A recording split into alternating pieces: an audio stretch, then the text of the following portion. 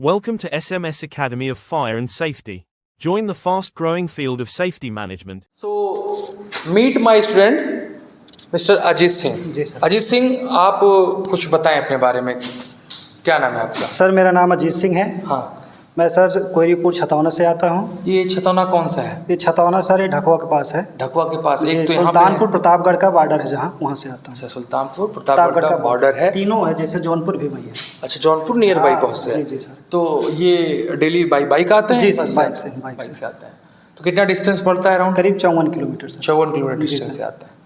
ठीक है। किस कोर्स को, कौन से कोर्सेज कर रहे हैं? Which course you are doing over here? Sir PG diploma in industrial safety और एक IOSH है और एक फेस्टेड है। Okay. PG, post graduation diploma industrial safety and IOSH managing safely you are doing over here. That's very good.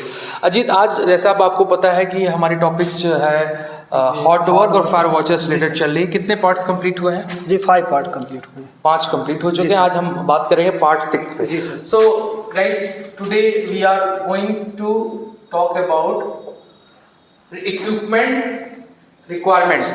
आज हम बात करने वाले हैं इक्विपमेंट रिक्वायरमेंट्स के बारे में कि इक्विपमेंट रिक्वायरमेंट्स क्या क्या होती है जब हॉट वर्क का हम काम करते हैं बेसिकली। तो अजीत जो है, इक्विपमेंट्स रिक्वायरमेंट, इससे पहले जो हमने क्या पढ़ा था कि मतलब पीपी की रिक्वायरमेंट क्या है, थोड़ा फ्रेम में आइए। पीपी की रिक्वायरमेंट के बारे में जाने थे हाँ, जिसमें क्या क्या चीज़ें पहनना जरूरी होता है? सर पर्सनल प्रोटेक्टिव इक्विपमेंट, जिसे व्यक्तिगत सुरक्षा उपकरण भी कहते हैं। हो गया, ग्लव्स हो गया, बूट्स हो गया। हाँ, ये सब आता है। वेरी गुड, बहुत अच्छा। हाँ, बहुत बढ़िया। आप हम इसको एक्सप्लेन करेंगे। जी, कुछ कहना चाहेंगे? जी नहीं सर। ठीक है, चलिए, थैंक यू सो मच। आप आए और इस वीडियो में साझा किया आपने, बहुत बहुत धन्यवाद। आप उधर से चले जाइए। ठीक है, चलिए अब हम बात करते हैं गाइस इक्विपमेंट रिक्वायरमेंट्स की। 6 kg dry chemical fire extinguisher, मतलब आपके नियर बाई जहां पे हॉट वर्क एक्टिविटीज चल रही है, where there should be kept 6 kg fire extinguisher. वहां पे क्या रखना होना चाहिए? 6 kg का fire extinguisher should be kept. Dry chemical powder हो या जो भी वहाँ नीड हो, जिस तरीके की CO2 की ज़रूरत। बाकी हॉट वर्क का काम है तो नॉर्मली हम ABC लेके चलते हैं, बट जिस हिसाब से नीड हो उस हिसाब से भी आप रख सकते हैं। बाकी आपको 6 kg का नियर बाई ये यंत्र रखना है, जिसे हम फायर एक्सटिंग्विशर कहते हैं। क्या कहते हैं इसे? अग्निशमन यंत्र है फायर एक्सटिंग्विशर, जो आग बुझाने का काम करते हैं, कार्य करते हैं। अब हम दूसरा पॉइंट देखेंगे, fire hose run out and charge if required. जो फायर हुज पाइप होती है और फायर हुज अब में आपका क्या आता है दूसरा, जैसे कि फॉर एग्जांपल अगर कहीं पे आग लग जाती है तो हम उस टाइम उस कंडीशन में क्या यूज़ करते हैं? हुज पाइप वगैरह यूज़ करते हैं। फायर हुज वगैरह जो है सिस्टम जो होता है तो उसका इस्तेमाल करते हैं। अगर रिक्वायर्ड है तब, ज़रूरत नहीं है तो नहीं है। फायर ब्लैंकेट, हमने पहले वीडियो में भी बताया था कि फायर ब्लैंकेट का क्या यूज़ है। फायर ब्लैंकेट का मतलब कहीं स्पार्क्स जनरेट हो रहा है, हीट हो रहा है, स्पार्टन वगैरह चिंगारी निकल रही, आसपास कोई फ्लैमेबल लिक्विड्स नियर बाई रखा है, स्टोरेज हुआ है, उसको कवर कर देने से फ़ायदा ये मिलता है कि उस पर चिंगारी गिरने से एक्सप्लोजन फायर नहीं लगता है। ये फायर ब्लैंकेट के फ़ायदे, और भी उसके कई यूज़ हैं, ये भी ध्यान में रखिएगा। नहीं कि सर उसी को पकड़ के बैठ जाएंगे बस इधर ही फ़ायदा, नहीं, और भी हैं फ़ायदे। यस और नो? एंटी फ्लैश स्क्रीन का भी बहुत बड़ा रोल होता है। ठीक है, एंटी फ्लैश स्क्रीन भी हम जो है रखते हैं। अब फ्लैश पॉइंट वगैरह आप लोग अगर पढ़ेंगे, जिसमें LEL, UEL, lower explosive limit and upper explosive limit, वो वीडियो हमारी भी मौजूद है हमारे SMS academy fire and safety channel पे, जिसमें आपको फ्लैश पॉइंट वगैरह क्या होता है। बहुत सारे लोग जो नोजल वगैरह को यूज़ करने के लिए, गैस कटिंग वगैरह के लिए बीड़ी पी रहे हैं तो उसी से जो उसको स्टार्ट कर दे रहे हैं, सिगरेट से स्टार्ट कर दे रहे हैं या माचिस से। एक्चुअल में उसका जो है लाइटर होता है, उसको जो है स्टार्ट करके उससे जो है उसमें इग्नाइट करना पड़ता है। ठीक है, करेक्ट पीपी, जो पीपी ज़रूरत है उसी पीपी का इस्तेमाल करें, किसी अदर पीपीज का इस्तेमाल करने की ज़रूरत नहीं है। जो इसमें बताया गया है, जैसे भी हमने कल बताया था, ये पीपी इसमें लगता है, फेस शील्ड लगता है, हार्ड हेड के साथ लगता है, क्लोथ्स लगते हैं जो इस पर स्पार्टन लेदर के होते हैं, जो इस पर स्पार्टन चिंगारी असर ना करे, उसी को यूज़ करना होता है। Ventilation equipment if required, ventilation जो है बहुत प्रॉपर तरीके से होना चाहिए। अगर रिक्वायर्ड है, ज़रूरत पड़े तो उसको दीजिए, वेंटिलेशन करना ज़रूरी होता है। Bucket for welding stubs, bucket for welding stubs के लिए कुछ बकेट्स होते हैं, उसका भी आप इस्तेमाल करिए। बकेट्स क्या है?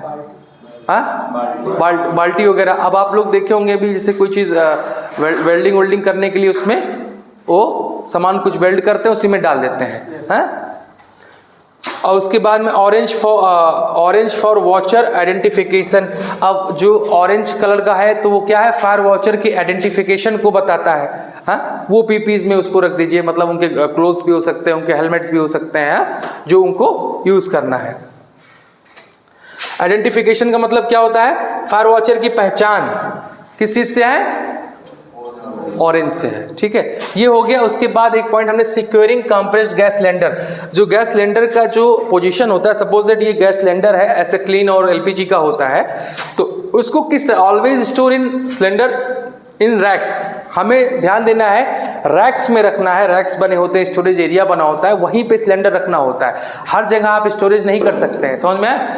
उसके बाद में है in the upright position. Upright मतलब उसको वर्टिकल पोजीशन, लंबवत खड़े पोजीशन में रखिए। उसको आप हॉरिजेंटल जमीन पर लिटा के रखने से रिस्क का लेवल बढ़ जाता है।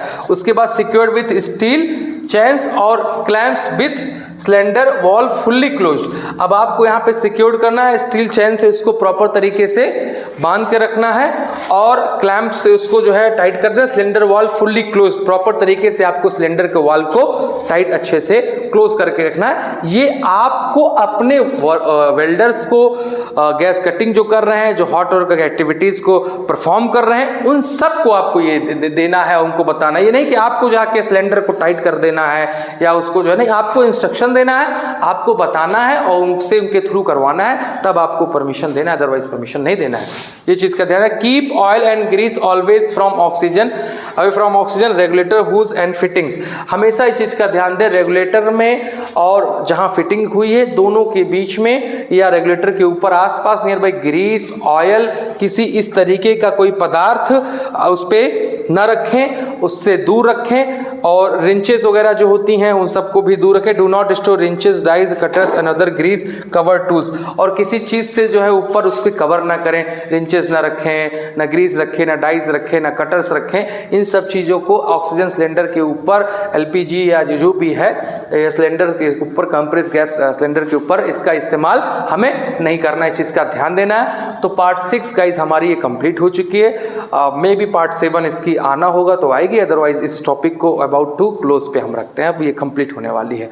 सो आई होप गाइज सारी चीजें क्लियर होगी। किसी को कोई डाउट है, कोई क्वेश्चंस पूछना है तो पूछ सकते हैं। क्लियर है? एवरीवन से यस? चलिए, थैंक यू सो मच।